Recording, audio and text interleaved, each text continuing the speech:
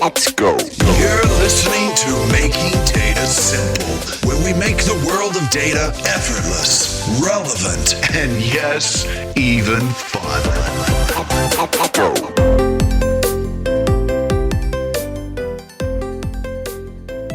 Hi guys, Al Martin here. This is Making Data and Your Life Ridiculously Simple. That's what we do here.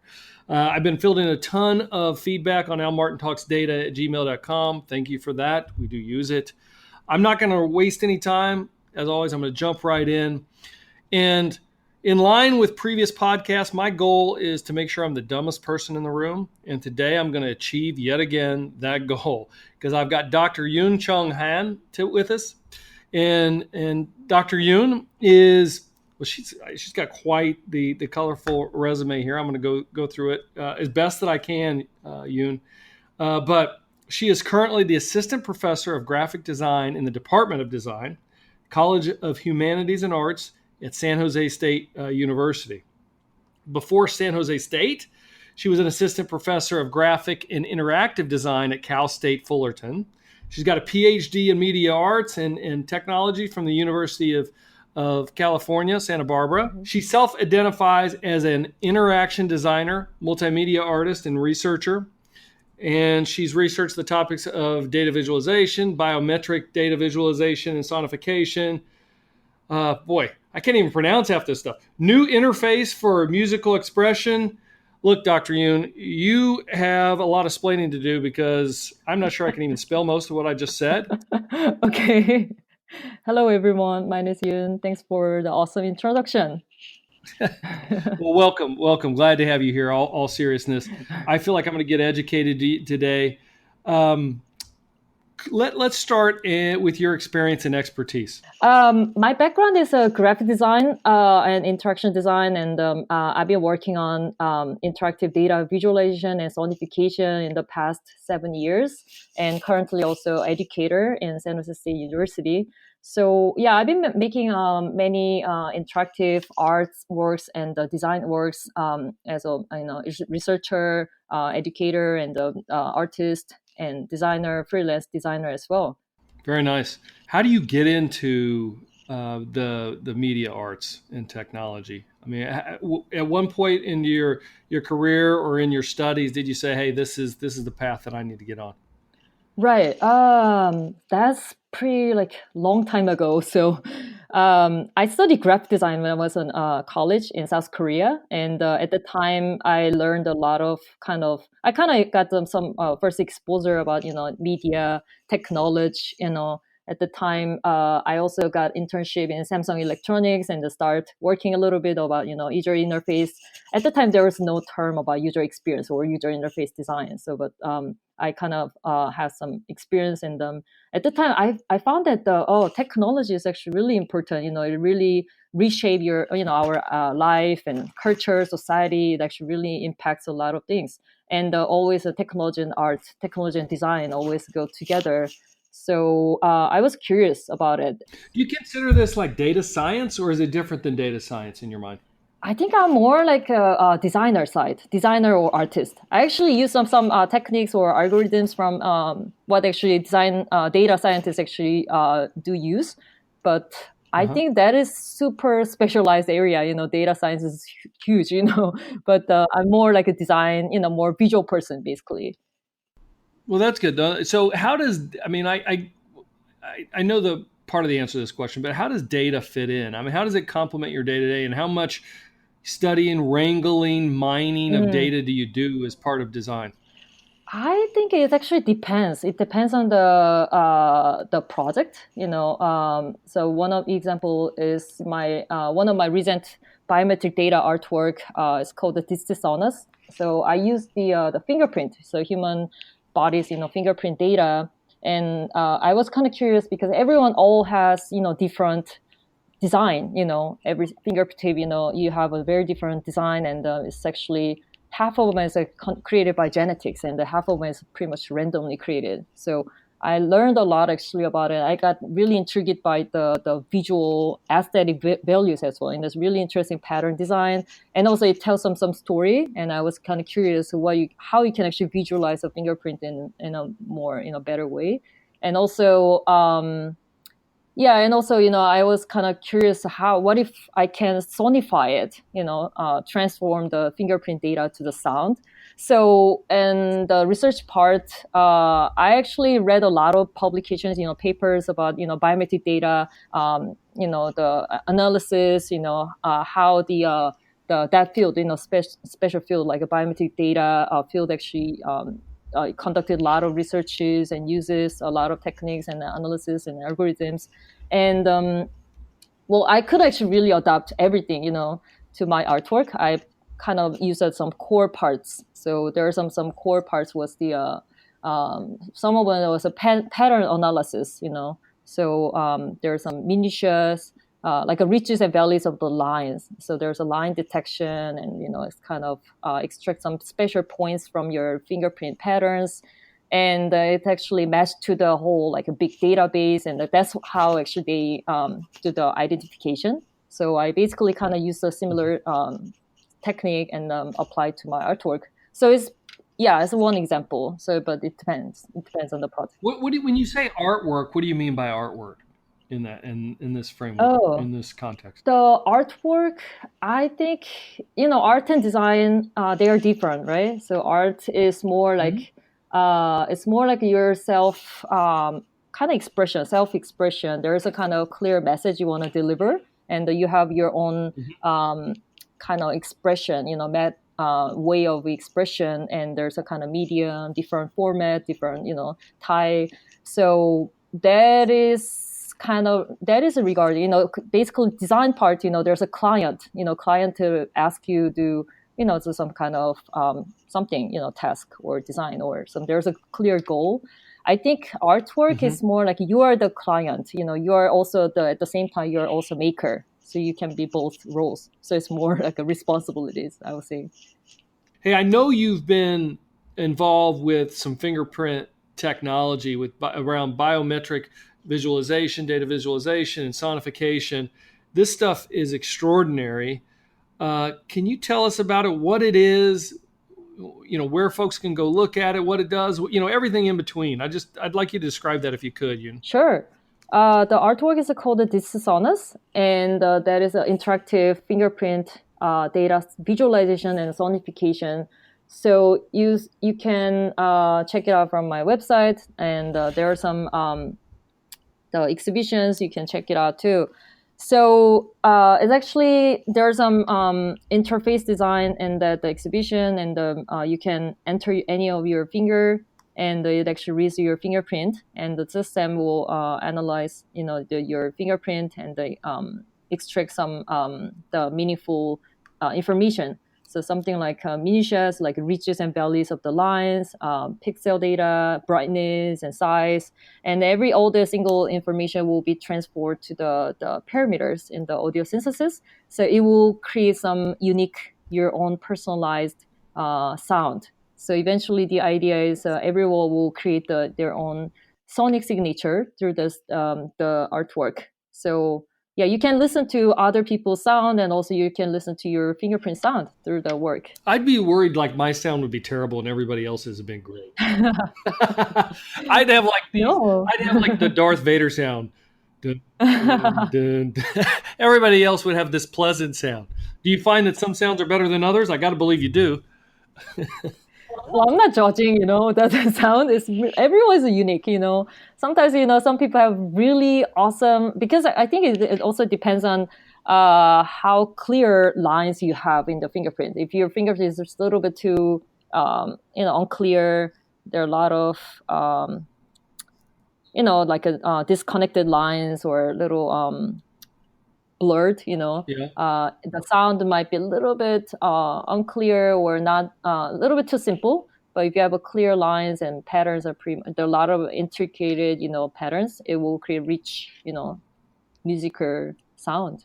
How do you convert it? What's the technology behind it? If you could say, how do you convert a fingerprint to a sound?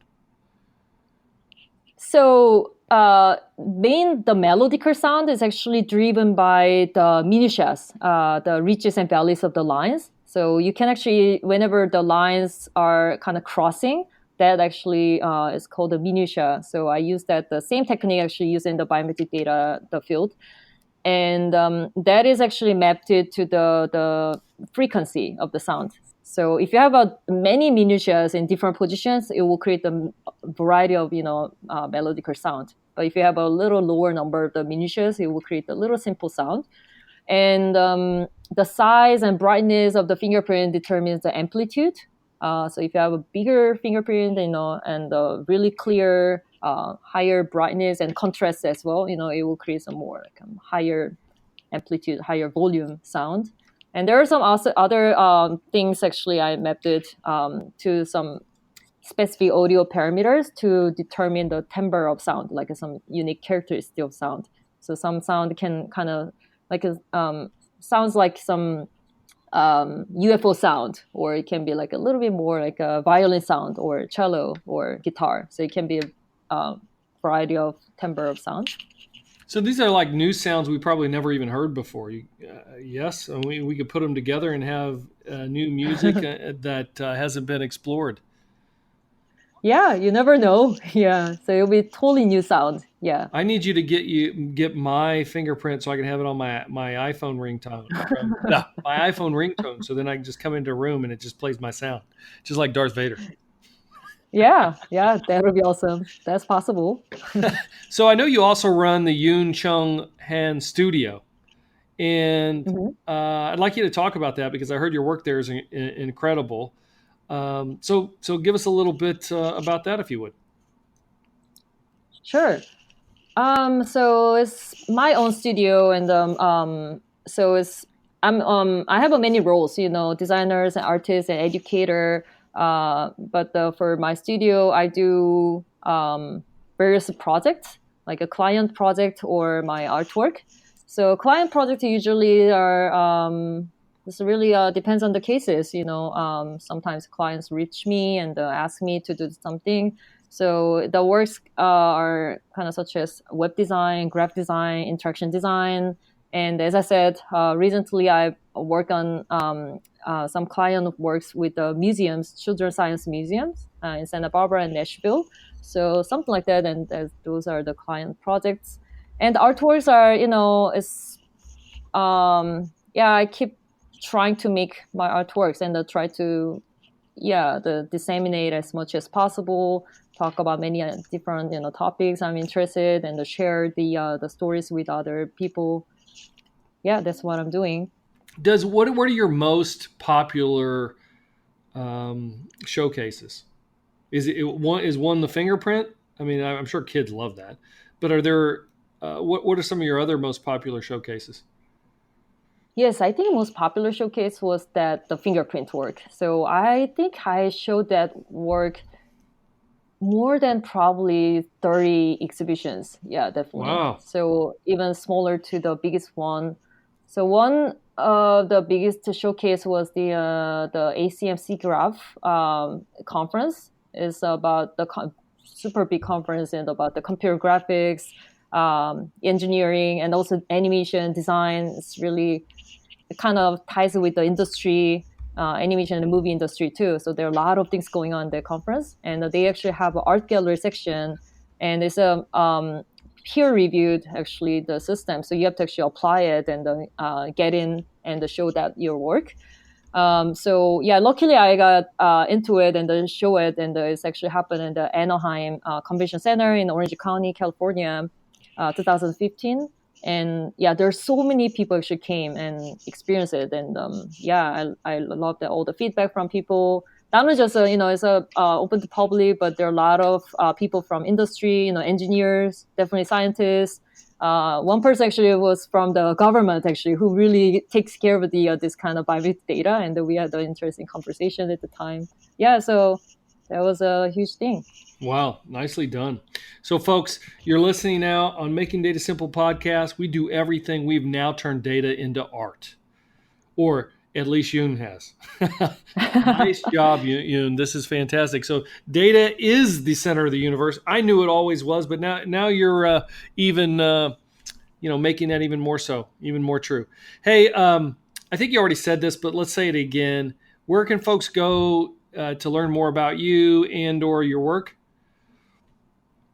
So you can follow my Instagram or Facebook or LinkedIn, and I regularly posted my upcoming events and exhibitions. So please check it out. We will put that in our show notes so people know exactly where to go. I always play a game to end the podcast. So I hope that you'll play this game with us. It won't take that long. You're game, aren't you? You're game for the game. Okay. All right. So we're going to play Would You Rather. I've been kind of on this kick for a while. I pick one side or the other, and you got to pick one side or the other as we go along here. Okay? Okay. I'll give you two topics. You got to pick what one. You'll get it. All right. So art. Here, let me do this. I'll give you the two words. You tell me which word, you'd rather, which one's more important, whatever, which one you prioritize, and just a quick snippet as to why. Okay? Mm-hmm. All right, here it is. Art or design? Oh. They're supposed to be tough. See, that's how this works. Oh, okay. Art. Art. Now, why do you pick art over design? I think the design can be part of the art. That's why. So it's a subset. Yes. Okay. Visualizing data or sonification? Oh, I would choose visualizing data.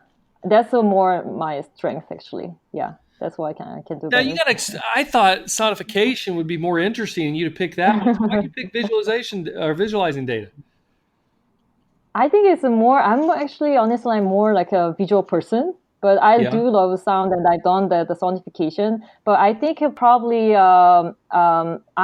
I can produce a really excellent work, I'm more confident with the visualizing data. All right. Good So that's answer. why. All right. Santa Barbara or LA? Ooh, I like LA. Yeah, because it has a rich cultures, and I have families there too. So it's like my second hometown. All right. San Jose State U or Cal State? Fullerton. Oh my God. No. You can't Oh, choose I between like those two. both. You love them both? I love both All right. actually. Yeah, I'm I gonna have break the both. rule and I'll let you pick both. I'm sure you got people listening going, who she's gonna pick. So that's all. I'll let you go. I can feel the torment in your mind. All right. Would you rather create things with your hands or create things with a computer? I think I know this one. For now, computer. Yeah, used to be by hand, but now computer is more comfortable. Are you an Apple or an Android person? Unfortunately, Apple. So used to Unfortunately. it. Yeah. All right. Teach or learn? Yeah. Would you rather teach or would you rather learn? Learn definitely. It's life is a infinite learning, process. So. All right. Let's see if I got one more. I think you already. They put a hand drawn or digital drawn. You're going to go with digital drawn, right? Because you just said that with the computer. It's the same Yes. question, I think. They also said the one they wanted me to ask you is processing or Python. Processing. Processing. All right. Why is that? So you're talking about that the application, right? The Yes. software. Yes. Yeah. I use that one a lot for my previous project, and also one of the creators, actually, K Series, was my advisor, MFA advisor at the time Nice. when I was at UCLA. Yeah, What classes do you teach, Yoon? I'm teaching various classes, like in many different ranges, like from undergrad to grad, and I'm teaching intro to graphic design, to motion graphics and database, and senior project. Yeah. You love what you do? Sounds like you love what you do. Yeah, I love teaching. Yeah. Very My good. Hey, passion. thank you so much for talking with us today. It's been my pleasure. Like I said earlier, we've turned data into art. I've learned something today that I've never learned before. I'm going to check out your studio so I can put my own visualization to your visualization in your artwork. So thank you for being here. Thank you so much for having me. No, my pleasure. And for you listeners out there, until next time, I will, as always, see you on the podcast. Bye. Thanks for listening to the Making Data Simple podcast, where we make data fun. Be sure to visit ibmbigdatahub.com/podcast to access the show notes and uncover even more great episodes. Remember, the views expressed here are those of the host and its guests, and do not necessarily represent the views of IBM. Until next time, Let's go. over and out.